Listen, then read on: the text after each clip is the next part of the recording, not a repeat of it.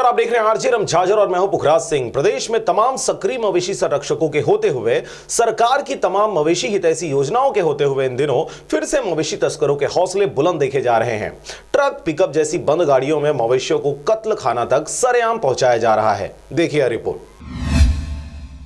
रात का अंधेरा हो या फिर दिन का उजाला, मवेशी तस्करों के हौसले इन दिनों शीर्ष पर हैं, क्योंकि चारों तरफ विभिन्न सरकारी योजनाओं के संचालित होने के बावजूद भी गांव, गली और सड़कों पर आर्यवत के मवेशी निश्चिंत होकर अंगड़ाइयां लेते नजर आते हैं। इसी का फायदा उठाते मवेशी तस्करों द्वारा अपने अवैध मंसूबों को साकार किया जाता है। पुलिस की लाख निगरानी के बावजूद भी इक्का दुक्का मामलों को छोड़कर बाकी सभी सफलतापूर्वक अंजाम दे दिया जाता है।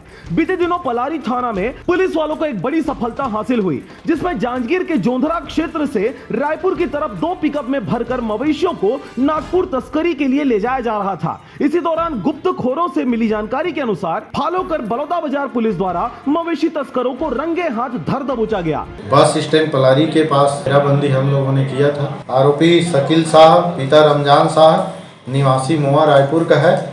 2 नग भैंस और 2 नग भैंसा को लोड करके ये आ रहे थे, इनको पकड़ा गया। इस तस्करी में 2 पिकअप के साथ 9 मवेशियों सहित करीब 7 लाख रुपए का सामान जब्त किया गया। इसमें भी 2 गाड़ियां जब्त हुई है, उसमें से एक में 5 पशु है और एक में 4 पशु है। दोनों गाड़ियों में जो पशु रखे स्वस्थ हैं। इस मवेशी तस्करी करने वाले आरोपियों में एक सैयद हुसैन अली और दूसरा शकील शाह है। दोनों रायपुर के रहने वाले हैं। मवेशियों की अवैध तस्करी करने के आरोप में दोनों के विरुद्ध पशु क्रूरता निवारण अधिनियम के तहत अपराध कायम कर विवेचना में लिया गया है। इस कार्रवाई में थाना प्रभारी के साथ आरक्षकों की महत्वपूर्ण भूमिका रही। बलौदा बाजार से धनेश की रिपोर्ट, आरजे रमझाझर।